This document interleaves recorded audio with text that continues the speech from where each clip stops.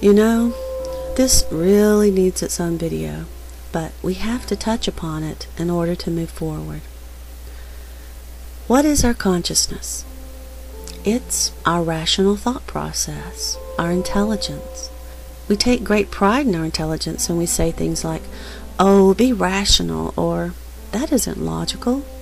But I have news. Our consciousness, that which we believe expands our knowledge and is the wind beneath our wings, isn't an expander. It's actually a limiter. Your consciousness is a limiter. It's a constriction, a limitation, though we think of it as quite the opposite. But that's not true. Our consciousness, what we think of as our rational thinking mind, is actually only a teeny little microscopic speck of your actual awareness. Here's an example to help us think of it. Let's picture what we think of as our consciousness as a really large building, a 10-mile by 10-mile long building. Now that's a heck of a building, isn't it? It would seem quite grand. We would be quite proud of it. And that's how our consciousness seems to us. Plenty of room to do just about whatever we want to in. But what if this 10-mile by 10-mile building that we call our consciousness sat inside of a space as large as all the galaxies combined? Because it does. And that space is your actual awareness. Now that 10-mile by 10-mile building doesn't seem so large, does it? It's a speck. It's smaller than a speck when compared to all the galaxies. And this 10-mile by 10-mile building is the part we are aware of, that we call our mind, our consciousness. But your real mind, your real awareness is something so huge we have trouble contemplating it because it doesn't fit inside our 10-mile by 10-mile building. So we can't bring it into our consciousness and examine it as we normally do when we want to contemplate or know something. It doesn't fit. And to make matters worse, it's our habit to make up stories about things that do not fit inside our building, our consciousness. And this is how our beliefs get so far off course. But just because it won't fit doesn't mean that we don't know about our consciousness. We do. We even have a name for it. We call it our subconscious or unconscious mind. And that's your total awareness, not just your conscious mind. To us who are used to the relatively secure boundaries of our 10-mile by 10-mile building, this is unimaginable. Our actual awareness is so vast that we can't even see the edges. And there's so much passing through it, we can't form it into logical patterns. And so we label it chaos, and we make up all sorts of stories and hypothesize endlessly about it. But there's no such thing as chaos. No such thing. Everything has an order. It's just sometimes we don't have the perspective to see that order. So, our consciousness, our 10-mile by 10-mile building that once seemed so grand, has no choice but to declare that this seemingly unorganized vastness, this chaos, is just random bleeps and flashes, nonsense on our radar. And it has to think this because it can't connect the dots. It's too big. It doesn't know what it is.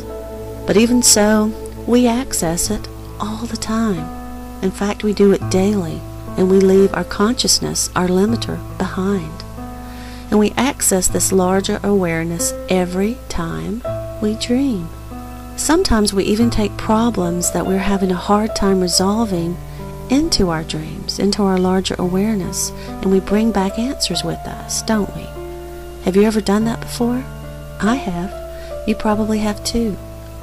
And so, we often erroneously think of our dreams as merely flights of fantasy, rubbish, bits and pieces of who knows what. But that's not true. In fact, most of us only remember a tiny portion of our dreams, only that which can translate, even bizarrely, into our consciousness that will fit inside our 10-mile by 10-mile building. The rest gets dumped by our conscious mind because it doesn't know what to make of it, or stories get made up about it. Our conscious mind doesn't let it through the gate into what we call our conscious awareness. I hope you're beginning to see that our conscious awareness is really just a function of selection.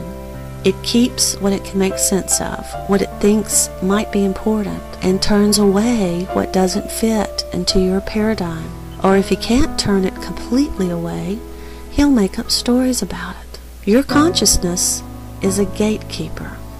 It's a limiter. It's your doorman in an exclusive nightclub that we call reality.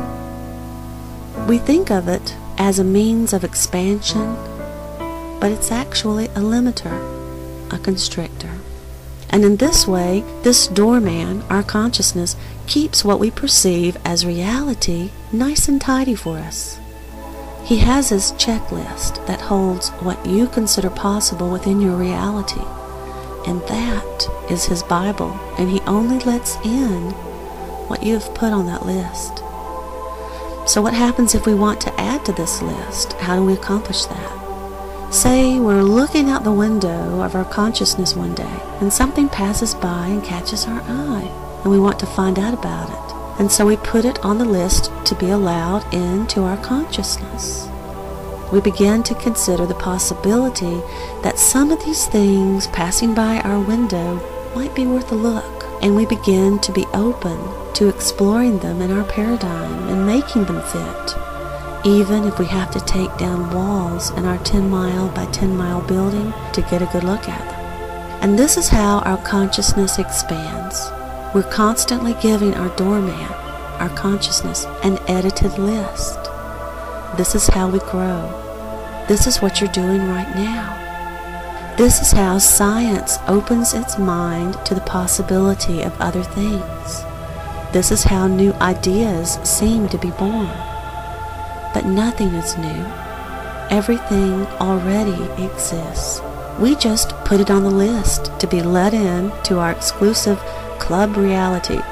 And like birds of a feather, in some ways we stick together somewhat on these edits, on these updates. Once someone else has approved a new guest on their list, or have taken down a wall and expanded, we all tend to slowly begin to update our list and remove walls according to the groups or boats that we have associated ourselves with. This act has been dubbed morphogenic resonance in recent years by some brilliantly observant people. But it's nothing new. It's been going on since the beginning of time. Please join me in part 6 to explore the truth about ghosts and aliens and UFOs.